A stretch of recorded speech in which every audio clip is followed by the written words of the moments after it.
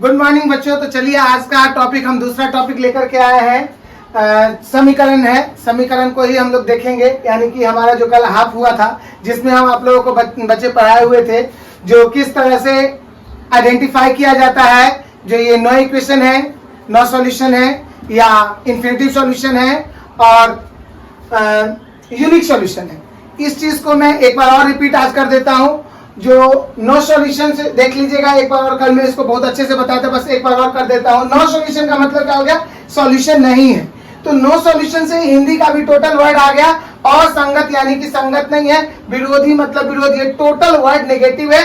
तो यानी कि नहीं वाला जो भी आएगा वो नो सॉल्यूशन होगा। और एक हमारा समानांतर बोले थे, नो सॉल्यूशन में क्या होता है, इसका जो समीकरण का ग्राफ बनता है वो हमेशा एक दूसरे के पैरेलल होगा। एक लाइन अगर सीधा होगा, एक लाइन ये अगर सीधा है तो इसी के जैसा दूसरा लाइन होगा, ऐसा लाइन होगा तो ऐसा लाइन होगा, ऐसा लाइन होगा, ऐसा लाइन होगा। तो ये हमारा नो सॉल्यूशन का था। यूनिक सॉल्यूशन जो था वो मेरा था एक प्रतिच्छेदी कर रहा था, यानी कि यूनिक सॉल्यूशन में क्या कर रहे थे, यूनिक सॉल्यूशन में ये क्रॉस कर रहा था, कहीं ना कहीं से एक दूसरे को क्रॉस कर रहा था यूनिक सॉल्यूशन में।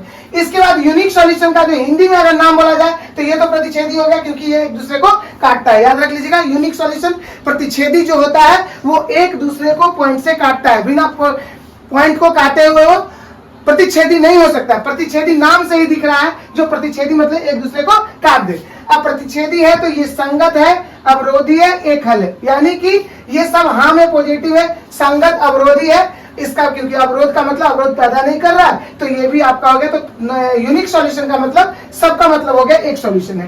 अब आ जाइए इन्फिनिटिव सॉल्यूशन का मतलब क्या हो गया। तो इन्फिनिटिव सॉल्यूशन का जो मतलब होता है अनेक हल, और ये इन्फिनिटिव तब होगा जब एक लाइन पर ही दूसरा जाएगा, एक आगे से आ रहा है, एक पीछे से जा रहा है, एक ही लाइन पे दोनों समीकरण जाकर के बैठता है। इसे ही हम क्या कहते हैं, तो इसको हम कहते हैं इन्फिनिटिव सॉल्यूशन कहते हैं। इसका नाम जो है, इसका अनेक हल एक नाम है। जिस तरह से यहाँ इसका था आपका कोई हल नहीं, प्रतिच्छेदी, तो इसका क्या है, अनेक हल है, यानी कि जो एक दूसरे लाइन को काटता है उसके ऊपर चढ़ जाता है, तो उसको हम क्या कहते हैं, इन्फिनिटिव सॉल्यूशन कहते हैं। इसका अनेक हल होता है। और बाकी इसका नाम जो है संपाती, संगत और आश्रित है। ये एक दूसरे पर आश्रित क्यों है? देखिए आश्रित से कितना अच्छा नाम है, क्योंकि ये एक दूसरे के ऊपर चढ़ा हुआ है, इसीलिए आश्रित है। संगत, संगत का नाम जो है जो अपने आप को हल जिसका होता है, एक हो, 10 हो, 4 हो, 5 हो, उसमें संगत होता है। क्योंकि यहाँ देखिए हल यहाँ पर है, यहाँ पर भी, यहाँ भी हल है, यहाँ एक ही हल है, यहाँ अनेक हल है, लेकिन इसका नाम क्या है, संगत। क्यों? क्योंकि हल जो दिखाता है वो संगत होगा, जो हल नहीं दिखाएगा वो असंगत हो जाएगा। बाकी आपका संपाती हो गया। इस तरह से हमारा टोटल चीज हमने कल भी समझा था और आज भी हमारा ये समझ में आया होगा। मैं रिपीट कर दिएगा। अब आगे की ओर चलते हैं। जो लीनियर इक्वेशंस जो इन टू वेरिएबल जो है वो कितने टाइप से बनाए जाते हैं। तो इसे बच्चों आपका जो टेक्स्ट बुक है वो 3 टाइप से बनाया गया है, लेकिन आपका भारतीय भवन में 5 टाइप को बोला गया है, लेकिन मैं 5 टाइप आपको बताऊंगा नहीं, क्योंकि 3 टाइप में नाम बता दूंगा। बाकी बनाने का जो विधि है मैं वो 3 टाइप से बताऊंगा, क्योंकि ज्यादा बोझ ठीक नहीं होगा, क्योंकि आपके एग्जाम में केवल 3 मेथड पूछा जाता है। मैं उस 3 मेथड को डिस्कस करूंगा, बाकी बताने के लिए मैं 5 मेथड बता रहा हूँ। तो चलिए बच्चों हम लोग देखते हैं जो समीकरण को कितने मेथड से बनाया जाता है, यानी कि ये जो लीनियर इक्वेशंस इन टू वेरिएबल्स है इसको कितने मेथड से बनाया जाता है। तो बच्चों इसे 5 मेथड से बनाया जाता है, लेकिन आपके बुक में जो है यानी कि टेक्स्ट बुक जो बताता है आपको 3 मेथड से बता रहा है। तो देखिए कौन कौन मेथड है। देखिए पहला जो मेरा मेथड है उसको हम कहते हैं, पहला मेथड को हम प्रतिस्थापन कहते हैं। प्रतिस्थापन, जिसको इंग्लिश में बोला जाता है आपका रिप्लेसमेंट।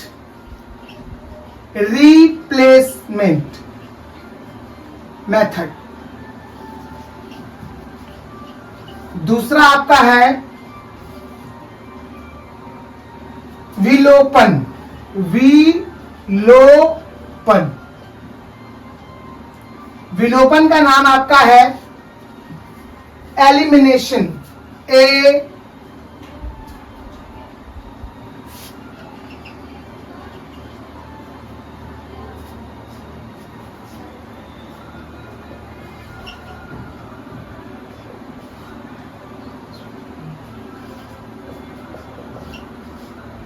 Elimination method.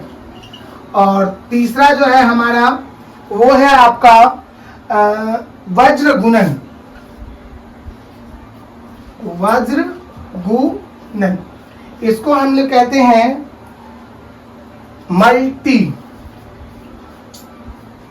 मल्टीप्लेक्शन।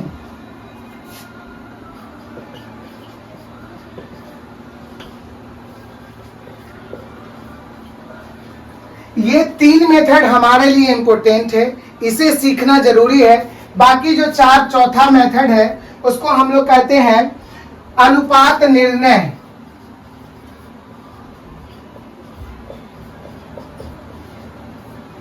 इसको इंग्लिश में हम लोग कहते हैं रेशियो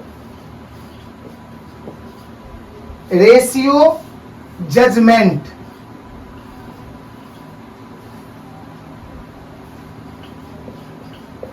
और लास्ट जो है उसका नाम है आपका तुलनात्मक।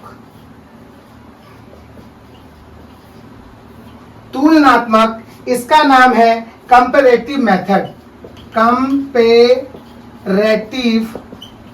मेथड। तो ये 5 मेथड है हमारा। इस 5 मेथड को समझेंगे जो कौन से मेथड में, इस 5 में मैंने नाम बता दिया है। ये 3 इंपॉर्टेंट है आपका, क्योंकि आपका टेक्स्ट बुक इस 3 मेथड को पढ़ाने का तरीका बताता है। विलोपन को लुप्तीकरण भी कहते हैं ना। विलोपन को, हाँ, विलोपन को हम, क्योंकि विलोपन या विलोप का मतलब कहने का हुआ जो विलोप कर दीजिए, हटा दीजिए, छुपा दीजिए। विलोपन मतलब क्या? छुपाना। और लुप्तीकरण भी छुपाना हो गया। तो विलोपन और लुप्तीकरण का दोनों सेम नाम है। विलोपन हो या लुप्तीकरण हो, दोनों सेम है। ठीक है। इसके बाद आपका प्रतिस्थापन, विलोपन हो गया, वज्रगुणन। अब चलिए हम इसको डिटेल में पढ़ते हैं। डिटेल में इसका एक क्वेश्चन बना करके देखेंगे कि किस तरह किस विधि को बनाया जाता है। तो सबसे पहला जो हमारा विधि आ रहा है उसको हम प्रतिस्थापन रिप्लेसमेंट मेथड से हम लोग बना करके देखेंगे। रिप्लेसमेंट मेथड से बना के देखेंगे जो कैसे हम लोग बनाएंगे। देखिए, प्रतिस्थापन जो है, रिप्लेसमेंट मेथड जो है, जैसे कि नाम से ही फिक्स लग रहा है, रिप्लेस करना। इसमें जो है किसी भी वैल्यू को रिप्लेस करके आपको बनाना है। इसमें आपको प्रतिस्थापन यानी कि एक के वैल्यू के जगह पर दूसरे को वैल्यू को, एक का वैल्यू को दूसरे के वैल्यू में पुट करके हमें निकालना होगा। और पहला का निकालेंगे और दूसरा में डाल करके बताएंगे तो उसको मेथड से हमारा बन जाएगा। यानी कि रिप्लेसमेंट मेथड, प्रतिस्थापन विधि वह विधि है जिसमें एक के मान को दूसरे में रख करके बनाया जाता है। एक का वैल्यू निकाल लिया गया और उसको दूसरे में रख के बनाया जाता है। इसे ही हम प्रतिस्थापन मेथड कहते हैं। चलिए इसको हम एक क्वेश्चन के द्वारा समझते हैं। तो चलिए इसको देखते हैं। इसमें आपको याद रखना है किसी, इसमें या तो 1 का आप एक XY का मान कवर कर लीजिए या फिर आप 2 का कर लीजिए। तो x का, इसका अगर XY निकालेंगे फर्स्ट इक्वेशन का, तो सेकेंड इक्वेशन में आपको डालना होगा। और अगर सेकेंड इक्वेशन का डालते हैं तो फर्स्ट में डालना पड़ेगा। तो चलिए देखते हैं। मैं यहाँ पे फर्स्ट इक्वेशन को बना रहा हूँ। तो देखिए यहाँ पे 7x माइनस में 15y इक्वल टू 2। फिर मैं इसको 7x को इधर ही डाल रहा हूँ। 2 ये माइनस उधर गया, प्लस में आ गया। यहाँ पे जो आपका x निकल के आएगा वो 2 प्लस 15y बाय में 7 हो जाएगा। यानी कि x का वैल्यू जो आया है वो आया है आपका 2 प्लस 15y बाई 7। अब इसको आप फिर सेकेंड समीकरण जो है उसका आप इक्वेशन, इसको आप सेकेंड वाले इक्वेशन में डाल दें। यानी कि नाउ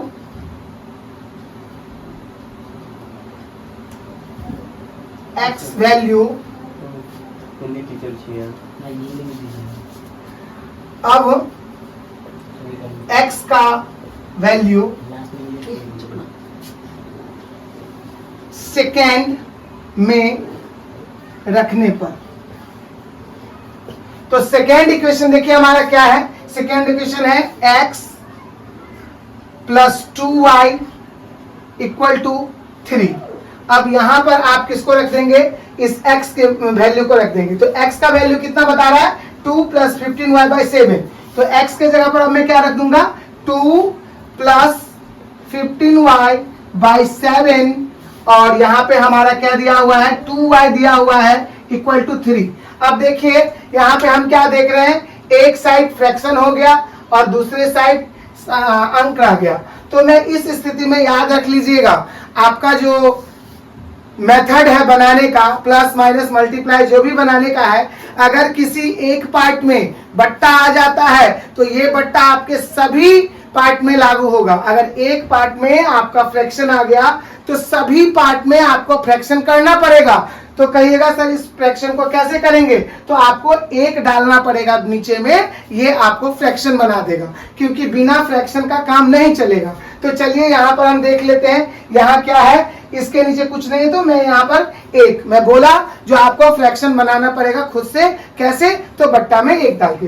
तो चलिए 7 और 1 का लघुत्तम मेरा कितना आ रहा है, 7 आ रहा है। अब यहाँ पे आप 7 से 7 का एलसीएम जानते हैं, जो ये चीज तो आप लोग जानते होंगे, 7 से 7 में भाग देंगे 1 आएगा, 1 से मल्टीप्लाई कीजिएगा तो यहाँ पे 2 + 15y आएगा, और यहाँ 1 से 7 में भाग दीजिएगा तो कितना से जाएगा, 7 से जाएगा। याद रख लीजिएगा 1 से 7 में भाग देना है, 7 से जाएगा। अब उस 7 को हम क्या करेंगे, 2y में मल्टीप्लाई कर देंगे तो हो जाएगा 14y इक्वल टू में आपका आ गया 3। अब यहाँ पर अच्छे से देखिएगा, अब यहाँ पर फिर हम क्या कर देंगे, क्रॉस मल्टीप्लाई कर देंगे। अब ये बट्टा में है तो यहाँ पर फिर मैं इसको बट्टा कर दिया, क्योंकि मुझे क्रॉस मल्टीप्लाई करना है।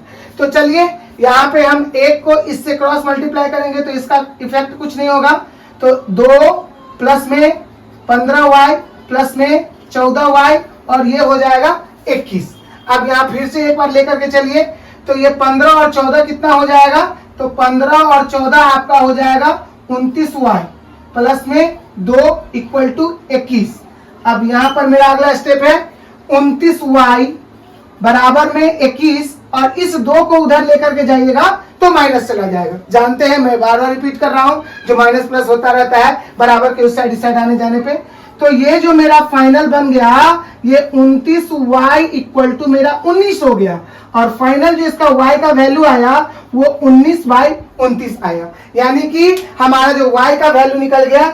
अब देखिए यहाँ पे x का वैल्यू मेरा फाइनल नहीं निकला है। क्यों नहीं निकला है, तो आप लोग जानते हैं जो वेरिएबल है वो चेंज होता रहता है, तो इसमें एक वेरिएबल लगा हुआ है। एबीसीडी को वेरिएबल कहते हैं और अंक को यानी कि हम कांस्टेंट कहते हैं। तो यहाँ वेरिएबल है, ये कांस्टेंट में अंक में आ गया है, इसीलिए अब ये y का मान मेरा निकल चुका है। ये x फाइनल नहीं निकला है मेरा, ये x का जो कहिएगा आंसर निकला वो नहीं निकला है। क्यों नहीं निकला है, क्योंकि इसका वेरिएबल लगा हुआ है। तो अब फिर मैं क्या करूंगा, इस y के वैल्यू को x में रख करके बना देंगे। देखिए कैसे, अब हमारा देखिए x बराबर क्या लिखा गया है, तो x बराबर लिखा गया है 2 + 15y बाय में 7। तो अब x बराबर क्या हो जाएगा, 2 प्लस, अब यहां पर देखिए y का जो वैल्यू है उसको पुट करेंगे, तो 15 × 19 एंड 29 बाय में 7। अब ये जो हमारा हो जाएगा वो देख लीजिए, यहाँ 2 का 2 हो जाएगा। अब यहां मल्टीप्लाई करेंगे तो कितना आ जाएगा, तो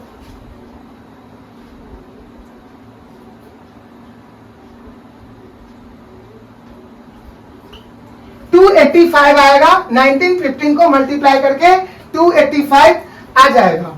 और ये बट्टा में आपका क्या दिया हुआ है, 29 है।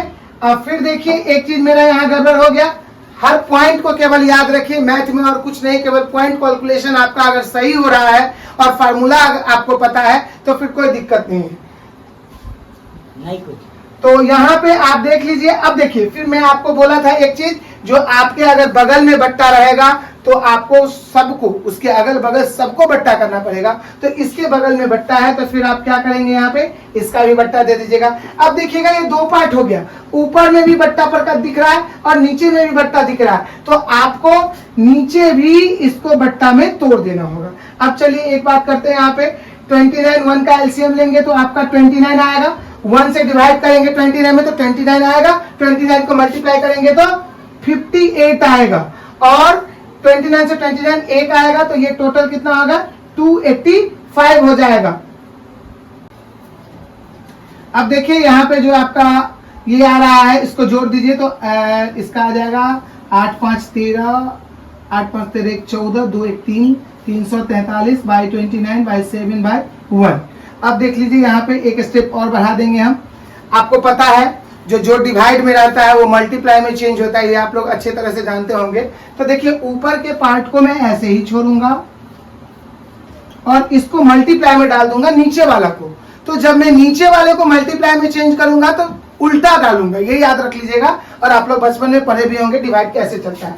तो ये हो जाएगा 1/7, तो 7 से ये कट जाएगा, तो 7 चौक 28 और 7 63, यानी कि फाइनल जो आएगा 49/29 x का वैल्यू आ जाएगा। x का जो वैल्यू है वो 49/29 आ गया। इस तरह से जो हमारा आंसर आएगा वो y का x का वैल्यू 49/29 आ गया और y का वैल्यू 19/29 आ गया। इस तरह से ये मेरा क्वेश्चन जो है रिप्लेसमेंट मेथड से, प्रतिस्थापन विधि से कंप्लीट हुआ। इस तरह इसको देखें, समझें और इसको प्रैक्टिस करने से ये आ जाएगा, ये कोई बड़ी बात नहीं है। और अब हम लोग नेक्स्ट मेथड पे चलते हैं। उम्मीद करते हैं जो आपको ये मेथड समझ में आया होगा। चलिए हम नेक्स्ट मेथड पे चलते हैं। चलिए दूसरा मेथड हम लोगों को समझते हैं। दूसरा मेथड में क्या है, तो दूसरा मेथड हम लोगों का है एलिमिनेशन। एलिमिनेशन मेथड से कैसे बनता है इसको हम देखते हैं।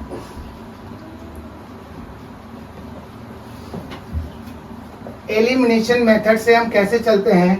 एलिमिनेशन का मतलब होता है आपका हटा देना, छुपा देना, भगा देना, अब जो कह सकते हैं। इसको हिंदी में हम विलोपन कहते हैं या लुप्तीकरण कहते हैं। क्या कहते हैं, विलोपन कहते हैं या लुप्तीकरण कहते हैं। विलोपन जैसा आप जानते हैं शब्द, अगर आप लोग हिंदी मीडियम है तो विलोपन, विलोप कर दो, भगा दो, इस तरह का बात होता है। लुप्तीकरण, छुपा दो। लुप्तीकरण का मतलब क्या होता है, नुका दो, छुपा दो। तो ये आपका मेथड है। इसमें क्या होता है, एक किसी को छुपा दिया जाता है लुप्तीकरण के मेथड से।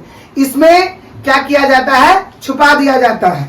तो विलुप्तीकरण जैसा आप लोग समझते हैं, इसमें एक के मान को टोटल में गुना करके, यानी कि सीधे सीधी बात है, एक के मान को टोटल के मान से मल्टीप्लाई करके हम निकालते हैं। ये एलिमिनेशन होता है, किसी एक के मान को टोटल में मल्टीप्लाई करके निकाला जाता है। इसमें क्या होगा, जैसे फर्स्ट समीकरण है उसका x या y मान ले लीजिए और उसको सेकेंड वाला में मल्टीप्लाई कर दीजिए, सेकेंड वाले पूरे इक्वेशन में, और सेकेंड वाला का x या y का मान ले लीजिए और फर्स्ट में। बस याद आप एक बात रखिएगा, मैंने बोल दिया उसका मान लेके इसमें लिख दीजिए, मैंने उसका मान लेके इसमें लिख दीजिए, लेकिन आपको याद यहाँ रखना है किसी एक का ही मान लेंगे।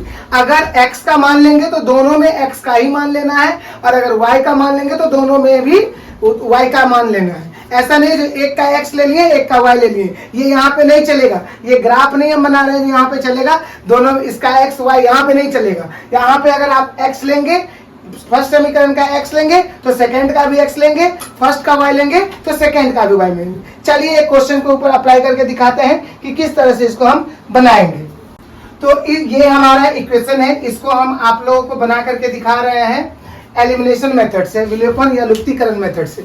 इसमें क्या होता है, किसी एक का मान लेना है। ये देख लीजिए यहाँ पे x + y = 5 है, तो यहाँ पे x का वैल्यू ले लीजिए, तो 1 यहाँ पर ले लेंगे, तो इसके वैल्यू से यहाँ पे मल्टीप्लाई करेंगे। अच्छे से समझेंगे, इसका जो वैल्यू होगा उससे यहाँ इस टोटल में मल्टीप्लाई होगा, और इस लाइन का जो वैल्यू होगा उससे इसमें मल्टीप्लाई होगा। बस यही चीज हमें याद रखना है एलिमिनेशन मेथड में। बट एक चीज याद रखना है, जो किसी एक का वैल्यू से अदर वाला में, यानी कि अपोजिट में लेंगे, और फर्स्ट वाला का सेकंड में, सेकंड वाला का फर्स्ट में।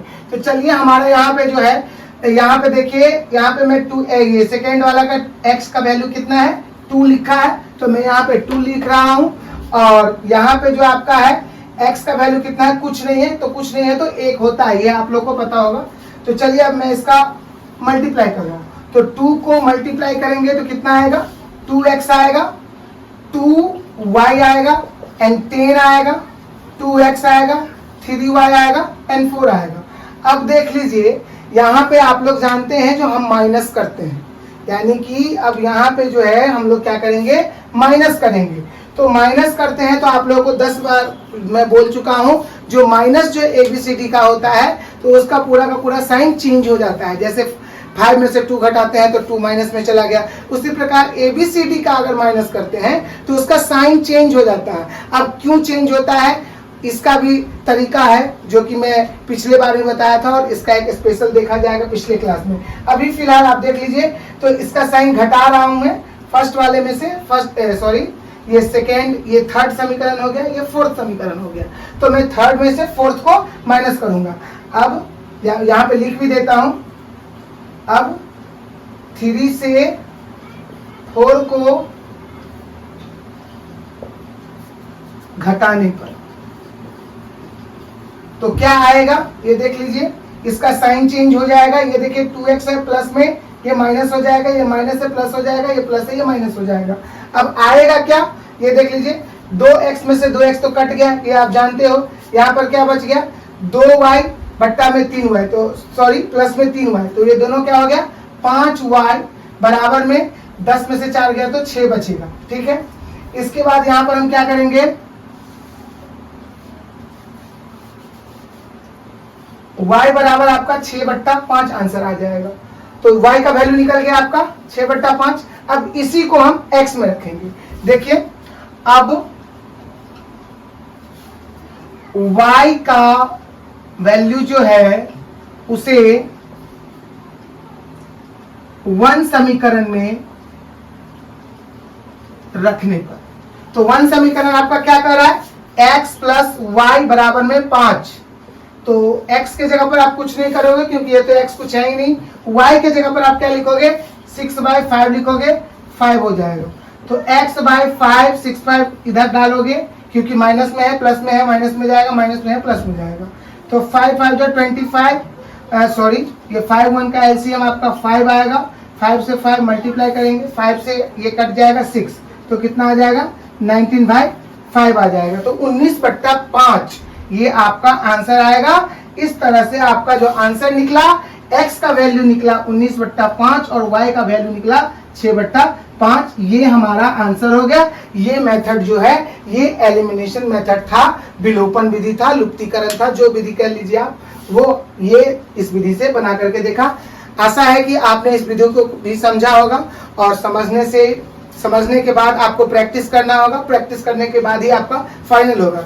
और याद रख लीजिएगा, एग्जाम में ये क्वेश्चन एक पूछा जाता है मेथड से, इसीलिए इग्नोर करने की कोई बात नहीं है। ऐसे भी अगर ये नहीं सीखिएगा तो फिर आपका आंकिक प्रश्न जो 5 नंबर का एग्जाम में रेगुलर पूछा जा रहा है वो नहीं बनेगा। यानी कि ये बेस है, इसी के आधार पे क्वेश्चन सब आगे बनेंगे। तो ये आपने उम्मीद है समझा होगा। चलिए अब हम थर्ड मेथड पे चलते हैं, जिसे देखते हैं, जिसका नाम थर्ड मेथड का नाम था आपका। तो चलिए बच्चों, अब हम लोग 2 मेथड हमने सीख लिया है, जो कि आपका टेक्स्ट बुक में 3 मेथड है, जिसमें पहला मेथड था आपका रिप्लेसमेंट मेथड था, एंड सेकेंड मेथड आपका एलिमिनेशन मेथड था। अब हम लोग बच्चों तीसरा मेथड पढ़ते हैं, जिसको हम लोग देखते हैं, जिसको कहते हैं क्रॉस मल्टीप्लिकेशन।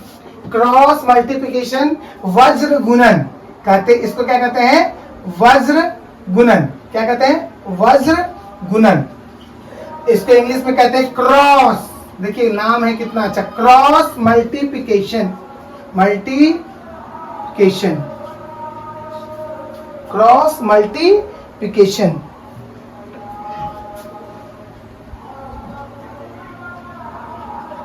अब देखिए इसका नाम से, देखिए नाम से ही कितना अच्छा लग रहा है, क्रॉस, यानी कि इसमें एक क्रॉस विधि से गुना किया जाता है।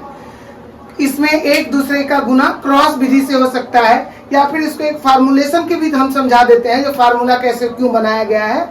और इसका डायरेक्ट मेथड से भी आप कर सकते हो, जो इसको क्रॉस करके गुना किया जाता है। कैसे गुना किया जाता है ये देखिए। चलिए सवाल को, क्वेश्चन को अप्लाई करके हम बता सकते हैं। ऐसे फिलहाल आप देख सकते हो, यहाँ पे x का जो वैल्यू किया जाता है वो a1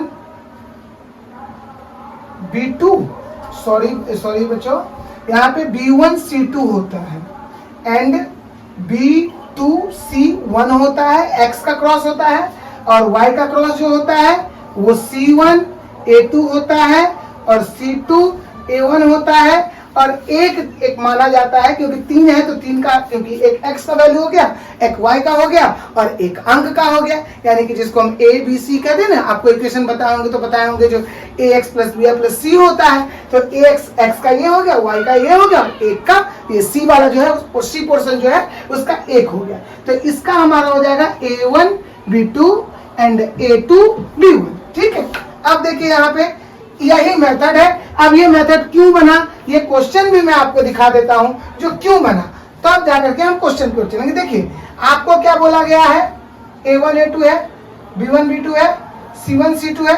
अब देखिए ये x का पोर्शन है, ये y का पोर्शन है, ये किसका है, ये 1 का है। तो x का पोर्शन का जो निकालिएगा तो वो उसमें तो आप b और c का मल्टीप्लाई कीजिएगा कि नहीं, क्योंकि x का ये पोर्शन निकालना है तो इसको तो आप लेंगे नहीं, तो इसीलिए ये क्यों हो गया, ये क्या हुआ b1 c2 ऐसे क्रॉस, इसका ऐसे। तो देखिए b1 c2 minus b2 c1। अब y को ले लीजिए, तो y वाला में इस b को क्या कीजिएगा, आप गायब कर दीजिएगा।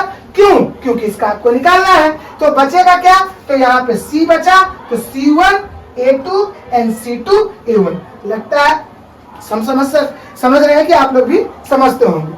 तो अब इस तरह से फार्मूला बना, और एक का क्यों हो गया, तो एक ये सी पोर्शन का है तो डायरेक्ट इसका मल्टीप्लाई हो गया। तो आई थिंक इस फार्मूला में क्यों A1 B2 हुआ अच्छे से समझे होंगे। अब हम इसको क्वेश्चन पे अप्लाई करके आपको दिखाते हैं जो क्वेश्चन कैसे सॉल्व होगा। चलिए हम एक क्वेश्चन ले लेते हैं। क्वेश्चन हमारा है 5x plus 3y equal to 35, 2x plus 4y बराबर में 28। ये देखिए ये मेरे पास दो समीकरण है, आपको जैसे फार्मूला है वैसे बना दीजिए, आपका काम तमाम हो जाएगा। चलिए अब इस क्वेश्चन को बनाने के लिए हम क्या करेंगे, सबसे पहले यहाँ पे एक काम करना है, ये जो c बराबर के उस साइड है उसको आप इस साइड लाइएगा, क्योंकि c का जो है वैल्यू हमेशा इस ax plus bx plus c वाला काम है, तो इसमें इस साइड आपको लाना पड़ेगा। तो 5x प्लस 3y माइनस में 35, 2x प्लस 4y माइनस में 28। अब ये आपका a1 हुआ, ये आपका a2 हुआ, ये आपका b1 हुआ, ये आपका b2 हुआ, ये आपका c1 हुआ, ये आपका c2 हुआ। अब आप इसको अप्लाई करें और बनाएं। तो x का क्या कहता है, b1 c2, तो b1 c2 b2 c1।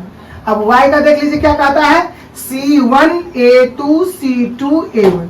अब एक का क्या कहता है, a1 b2 a2 b1।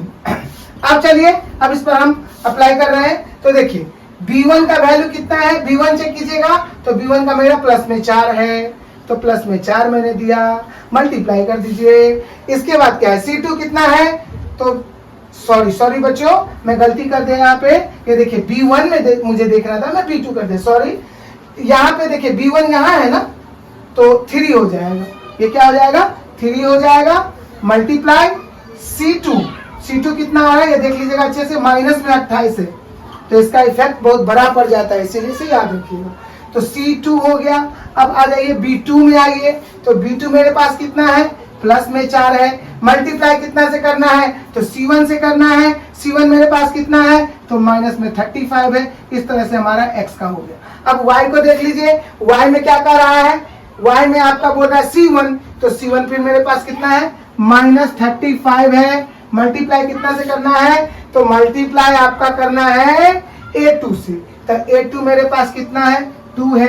अब हमारा c2 देखिए कितना है, तो c2 मेरे पास कितना है, माइनस में 28 है, और a1 कितना है, तो 5 है। इस तरह से मेरा y का हो गया। और एक का भी देख लीजिए, इसमें केवल a1 b2 है, तो a1 में कौन हो गया 5 और 4, तो 5 मल्टीप्लाई 4, माइनस में आपका हो गया 4, a2 हो जाएगा, देख लीजिए a2 है, तो 2 इंटू 3।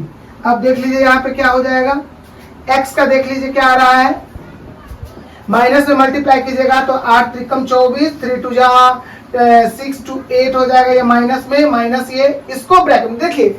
यहाँ पे कुछ बच्चों को बहुत सारा कंफ्यूजन क्या होता है, अब देखिए कुछ बच्चों यहाँ पर माइनस को सीधे माइनस सोच करके प्लस कर देंगे, जबकि इस तरह से कभी कभी माइनस माइनस माइनस हो जाता है। तो इसको अच्छे से आप क्लियर एक ब्रैकेट में करके लिखेंगे ताकि बाद में आपका क्लियर नहीं होगा। तो यहाँ पे देख लीजिए, यहाँ प्लस माइनस का मल्टीप्लाई करके कितना आ जाएगा आपका, 5 4 जा 20, 140 आ गया आपका। इसके बाद आपका ये माइनस में आएगा, याद रख लीजिएगा क्योंकि माइनस है प्लस है। अब इसका मल्टीप्लाई मैंने छोड़ दिया है, मैं इसको जानबूझ के छोड़ा है, तो बाद आपको पूरा का पूरा स्टेप क्लियर होना चाहिए। इसके बाद ये देख लीजिए आप 35 2 माइनस में है तो माइनस में 70 आ जाएगा, और ये माइनस में है तो फिर से 140 आ जाएगा आपके माइनस में। अब 1 का वैल्यू कितना आ गया, 20 आ गया, 6 आ गया। अब चलिए फिर x को, तो माइनस में 84 आ गया। अब यहाँ देखिए माइनस माइनस मैंने क्या कर दिया, प्लस कर दिया। स्टेप लिखिएगा तो माइनस प्लस में दिक्कत नहीं होगा, स्टेप गलत कीजिएगा तो माइनस प्लस में दिक्कत हो जाएगा। और याद रख लीजिएगा माइनस प्लस और कैलकुलेशन मैथ का ये सबसे दो इंपोर्टेंट पावर है। अगर ये दोनों में से अगर आपका कमजोर है तो शायद आप कहीं ना कहीं मिस कर देंगे और गलत हो जाता है वो। तो चलिए अब ये हो गया मेरा 70 माइनस माइनस प्लस 140 एंड ये हो गया आपका 4, क्योंकि 20 में से ये डायरेक्ट है तो मैं इसको कुछ नहीं किया हूँ। अब फिर से यहाँ पर देख लो x का वैल्यू जो है आपका, ये आपका जो है प्लस में 56 बच गया, क्योंकि 140 से 84 जा रहा है तो 56 बच रहा है। और यहाँ पर भी आपका 70 बच रहा है प्लस में, और यहाँ बच गया 1/40। अब चलिए मेरा x, y और 1 आ गया है। अब मैं इसको अच्छे से थोड़ा देख लीजिए, क्योंकि देख लीजिए ये स्टेप बाय स्टेप है, क्योंकि मैं इसे थोड़ा सा क्लीन करूंगा। तो चलिए अब देखिए x के वैल्यू को हम दिखाते हैं। यहाँ पे हम x बराबर x के जो है x बट्टा 56 लेंगे, और याद रख लीजिएगा दोनों में x का और y को x बराबर 1 और y बराबर 1 करके इसका मेरा फाइनल आंसर आएगा। तो यहाँ देख लीजिए, जैसा आप जानते हैं बराबर अगर रहे, इक्वल टू रहता है, तो इक्वल टू रहने के बाद हम नीचे से नीचे को काट देते हैं।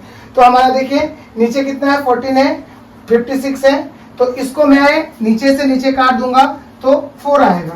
तो हमारा जो फाइनल आंसर बन रहा है वो आपका देख लीजिए, यहाँ पर 1 बचा, यहाँ पर 1। अब क्रॉस मल्टीप्लिकेशन कर दीजिए, क्रॉस मल्टीप्लिकेशन करने के बाद कितना आएगा, x = 4 आएगा। तो आपका जो x का वैल्यू जो आया है वो 4 आया है। अब फिर y का इसी तरह से बना ले, तो y का फिर देखिए क्या है, y का आपका 70 है, और y = क्या है, 1/14 है। तो अब इसको आप अगर मल्टीप्लाई कीजिएगा तो कोना, पहले तो आप कॉर्नर टू कॉर्नर काट करके देखें, यहाँ कॉर्नर से तो कुछ होगा नहीं, नीचे से नीचे काट करके देखें तो 14 पंचे 70 आ रहा है। तो इसको आप मल्टीप्लाई करो तो y × 1, यानी कि इसका जो फाइनल आएगा 1/1, y × 1, तो y एंड 5 × 1 = 5। तो इस तरह से हमारा इसका answer x = 4 and y = 5। This is my final answer. इस तरह से हमारा जो है क्वेश्चन कंप्लीट हुआ। अब इस तरह देखिए ये हमारा आंसर निकला। अब बच्चों यहाँ एक चीज समझना है, हो सकता है जो आपको क्वेश्चन बना लिए आप अपने क्वेश्चन के आंसर से सेटिस्फाइड नहीं है, तो इसका भी यहाँ पे क्रॉस चेक करने का भी एक मेथड है, वो क्रॉस चेक में बता देता हूँ। क्रॉस चेक कुछ नहीं है, आप लोग भी जानते ही होंगे, लेकिन मैं फिर से एक बार बता देता हूँ। यहाँ क्या है, x और y का वैल्यू है, इसे क्रॉस चेक करने का तरीका क्या है वो देख लीजिए। क्रॉस चेक में क्या होता है, आपका क्रॉस चेक जो है आंसर का वो कैसे चेक करेंगे, सो देख लीजिए। यहाँ पे आपका जो समीकरण है उस समीकरण को लिखें, तो आप या तो फर्स्ट समीकरण डाल दें या सेकेंड समीकरण डाल दें, कोई भी समीकरण डाल सकते हैं। यहाँ पे मैं आपका फर्स्ट समीकरण डाल रहा हूं, तो 5x प्लस में 3y है इक्वल टू में 35 है।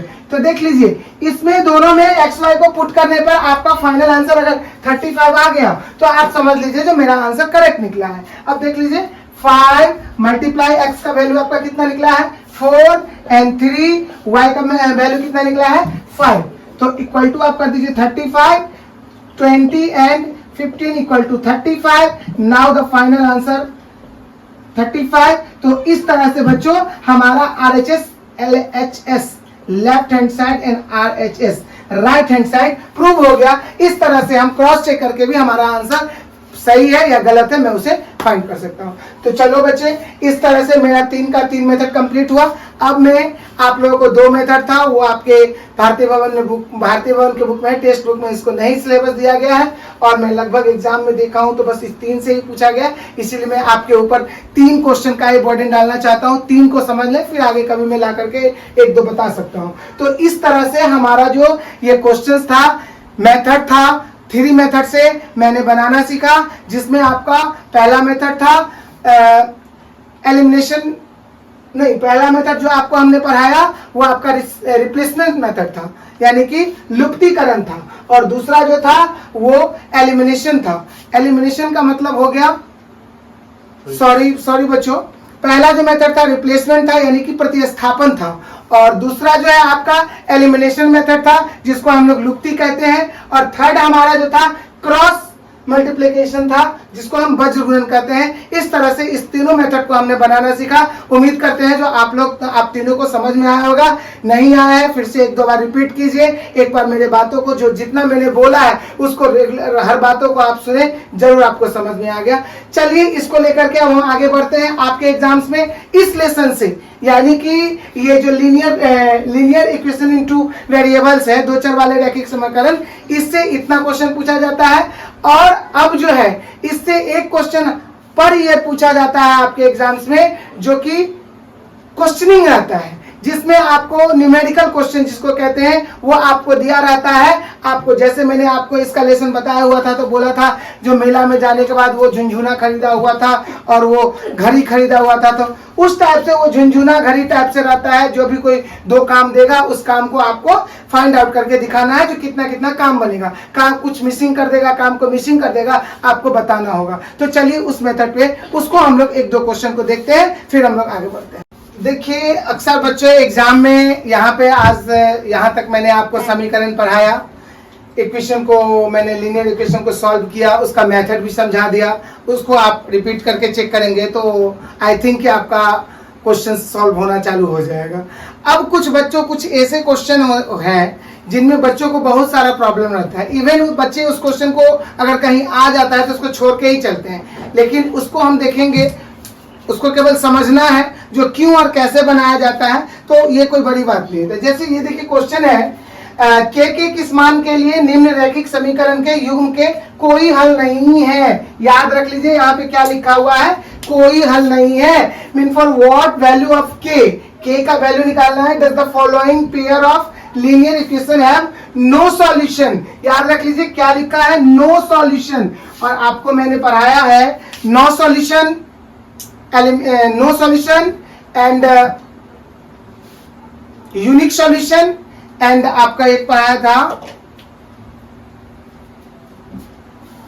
क्रॉस मल्टीप्लिकेशन, बंद करें। चाहे बंद नहीं हो गया है, इन्फिनिटिव सॉल्यूशन पढ़ाया था। यानी कि एक होता है नो सॉल्यूशन, एक होता है यूनिक सॉल्यूशन। नो सॉल्यूशन मतलब इसका कोई सॉल्यूशन नहीं है, और एक होता है यूनिक मतलब इसका एक सॉल्यूशन है, और एक होता है इन्फिनिटिव सॉल्यूशन। तो इन्फिनिटिव सॉल्यूशन में मैंने क्या पढ़ाया था आपको, जो बराबर में रखा जाता है। लेकिन यहाँ पर और नो सॉल्यूशन में मैंने पढ़ाया था शुरू वाला जो इसका दो पार्ट होता है वो बराबर मिलता है, और लास्ट वाला दो पार्ट नहीं मिलता है नो सॉल्यूशन में। और यूनिक सॉल्यूशन में बताया था जिसका शुरू का दो नहीं मिलेगा, याद रखिएगा, शुरू का दो नहीं मिलेगा, उसको हम यूनिक सॉल्यूशन कहते हैं। शुरू का फर्स्ट टू अगर a1 यानी कि a1 बट्टा a2 बराबर b1 बट्टा b2, अगर ये हो गया इक्वल टू a1 बट्टा a2 इक्वल टू b1 बट्टा b2, अगर इक्वल टू हुआ तब जाकर के मेरा नो सॉल्यूशन होगा। और a1 बट्टा a2 equal to not b1 बट्टा b2 अगर हो गया तो ये मेरा यूनिक सॉल्यूशन होगा। तो यहाँ पर मुझे नो सॉल्यूशन के बारे में पूछा गया है, तो नो सॉल्यूशन का फार्मूला क्या होता है ये देख लीजिए, a1 बट्टा a2 इक्वल टू b1 बट्टा b2 इक्वल टू c1 बट्टा c2। तो a1 ये देख लीजिए, ये दोनों इसका इक्वल टू होना चाहिए और ये इक्वल टू नहीं होना चाहिए, बस ये चीज इसमें देखना है। अब इस पर ही हमको बना करके बैठा करके दिखाना है, क्योंकि क्या कह रहा है, शुरू का नॉट इक्वल टू है। तो शुरू में अब देख लीजिए, यहाँ पे देखिए, यहाँ पे a1 कितना आ रहा है, 3 आ रहा है। क्या आ रहा है, 3 आ रहा है। तो इसको हम यहाँ पे लिख दिए। इसके बाद आपका a2 फिर से देख लीजिए, ये a1, ये b1, ये c1, ये पूरा हो गया a2, ये पूरा हो गया b2, ये पूरा हो गया c2। तो a1 a2 मेरा क्या है, 2k माइनस 1 है, और b1 क्या है, तो b1 देख लीजिए k माइनस 1 है, और b2 मेरा क्या है, तो सॉरी बच्चों मैं मिस्टेक कर दिया, ये यहाँ पे b1 y है, तो y है तो कुछ नहीं है, और ये b2 मेरा आ गया k माइनस वाई। अब इसी को सॉल्व करेंगे। यहाँ पे C1 C2 को मुझे कोई जाने की जरूरत नहीं है, C1 C2 को ऐसे ही छोड़ देंगे, बस इसी सॉल्यूशन को हम बनाएंगे, हमारा आंसर फाइंड आउट होगा। जस्ट सी 3 को k से मल्टीप्लाई करेंगे, क्रॉस करना है, तो 3k and 3 multiply 1 3 equal to 2k minus 1। अब देख लीजिए 3k एंड 2k को इधर ले आइए और 1 है, इसको आप उधर ले जाएगा, 3 होगा। फाइनल आंसर जो हमारा बचेगा तो 2 आएगा। तो ये जो है मेरा नो इक्वेशन का जो आंसर आएगा वो k इक्वल टू 2 आएगा। यही अगर हमारा यूनिक सॉल्यूशन होता तो यूनिक सॉल्यूशन में k इक्वल टू नॉट करके आता, क्योंकि उसका शुरू का नॉट होता है। बस यही चीज कंफ्यूजन को खत्म करना है। अगर नो सॉल्यूशन बोलेगा तो शुरू वाला दोनों होगा, मल्टीप्लाई दोनों वक्त में होगा, शुरू का ही। बस अंतर क्या है, नो सॉल्यूशन में पूछेगा यानी कि कोई सा हल नहीं है, उस स्थिति में शुरू का जो 2 आंसर आएगा वो बराबर में आएगा, और अगर पूछेगा एक हल है तो उसका बराबर नॉट करके आंसर आएगा। तो इस क्वेश्चन को उम्मीद करते हैं कि आप लोग समझे होंगे। एक क्वेश्चन और इस टाइप से है, नो सॉल्यूशन और यूनिक सॉल्यूशन। ये तो थोड़ा इजी है, फिर भी तो इसको मैंने समझा दिया, इसके आधार से बना लीजिएगा। एक क्वेश्चन में बच्चे आप लोगों को बता रहा हूं अनेक हल का, जिसको कहते हैं इंफिनिटिव सॉल्यूशन।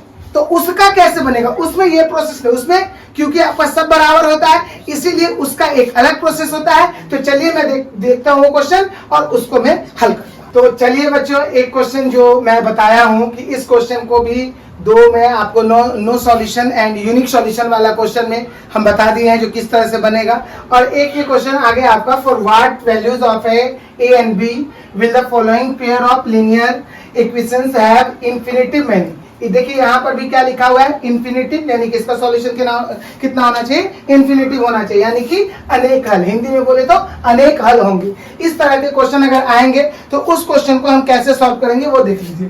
क्वेश्चन है आपका 2x plus 3y equal to 7 and second आपका जो इक्वेशन है वो है a minus b x plus a plus b y equal to 3a plus b minus 2।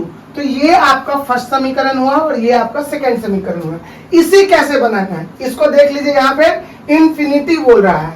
Infinitely का मतलब होता है आपका जो अनेक है, और उसमें आपको मैं क्या बताया था फार्मूला में, जो इसका क्या होना चाहिए, टोटल बराबर हो रहा है, टोटल बराबर हो जाए। इसमें ये भी बोले हुए थे जो ये एक ही लाइन पे चढ़ जाता है, आश्रित भी इसका नाम है, क्योंकि एक दूसरे के ऊपर डिपेंडेंट होता है। तो इसमें क्या होना चाहिए, दोनों बराबर होना चाहिए, a equal to b equal to c. इस तरह का इसका इक्वेशन, इसका फार्मूला होता है। तो इसमें हम क्या करेंगे, पहले देख लीजिए, पहले हम इस दोनों का मल्टीप्लाई करेंगे, अच्छे से समझिएगा। पहले मैं इस दोनों का मल्टीप्लाई करके निकालूंगा और फिर मैं इस दोनों का मल्टीप्लाई करूंगा और इसका जो आएगा उसको इक्वल टू करके इसका फाइनल आंसर आएगा। देखिए बनाते हैं हम।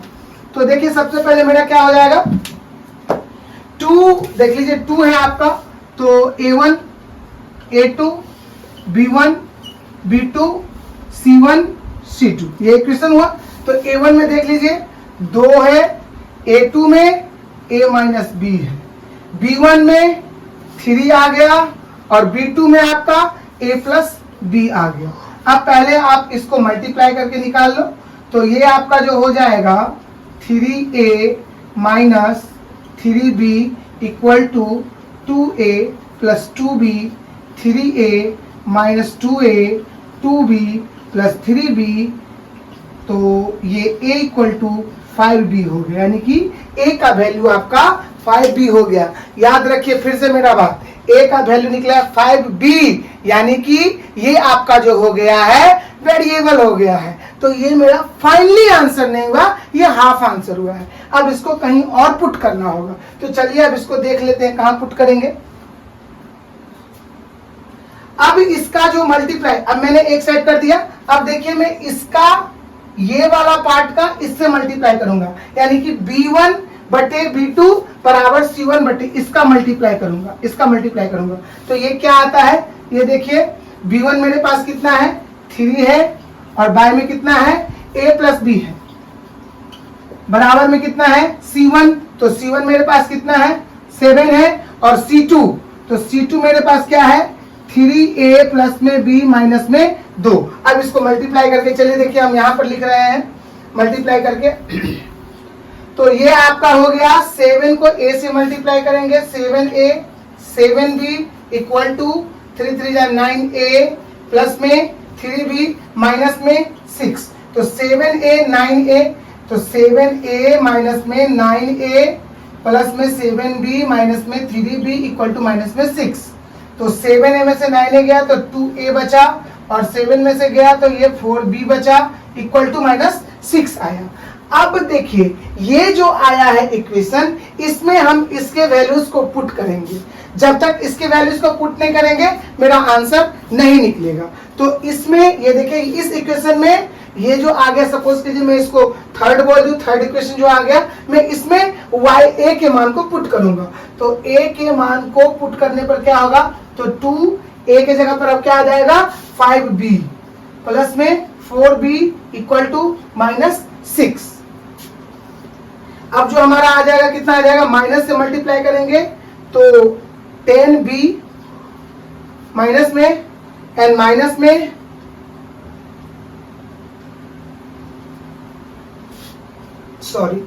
प्लस 10 भी हो गया, ये माइनस में आपका आ गया और ये 4 भी हमारा हो गया इक्वल टू माइनस 6 आ गया, तो 10 भी में से 4 भी गया तो 6 भी आएगा, माइनस में 6 आएगा, माइनस से माइनस कट गया और आप जानते हैं जो ये बट्टा में चला जाता है तो b बराबर 6/6 इक्वल टू 1 आ गया। अब देख लीजिए b का वैल्यू कितना आ गया 1 आ गया, b का वैल्यू क्या आ गया 1 आ गया। अब इस b के वैल्यू 1 को जो है हम उसमें डाल देंगे तब उसका भी कांस्टेंट वैल्यू निकल जाएगा तो फाइनल आंसर हो जाएगा, तो 5 multiply 1 equal to 5। Now the final answer जो है वो मेरा निकला a equal to 5 and b equal to 1। इस तरह से मेरा इस इक्वेशन के इस तरह के क्वेश्चन का हल हमारा बन जाएगा। तो इस तरह से हमारा कुल मिलाकर के फाइनल क्वेश्चन इस तरह के पूरे में लीनियर ग्राफ के क्वेश्चन को, लीनियर इक्वेशन को समझाया, ग्राफ को समझाया। अगर आपको ग्राफ अगर नहीं आ रहा है, जो नए व्यूअर्स होंगे हमारे, अगर उनको ग्राफ समझ में नहीं आया है तो मेरा इसके पीछे वाले वीडियो को देखिए और उससे आपको जो है ग्राफ भी समझ में आएगा। और मैं फाइनली वादा करता हूं कि आप एक बार देखें और ढंग से केवल देखें, ये नहीं जो स्किप करके देखेंगे तो फिर कोई फायदा नहीं होगा, क्योंकि हर बात में ही वजन होती है। दुनिया में सबसे बड़ी बात की वजन होती है, बात में ही सब कुछ छुपा होता है। जितने क्लियरली आप बात को सुनेंगे उतने अच्छे आप उस चीज को सॉल्व कर पाएंगे। तो इसको देखें फिर इसको देखें, अगर आपको कोई फिर भी प्रॉब्लम हो तो फिर मुझे कांटेक्ट करें कमेंट के द्वारा और फिर मैं उसका आपको रिप्लाई दूंगा।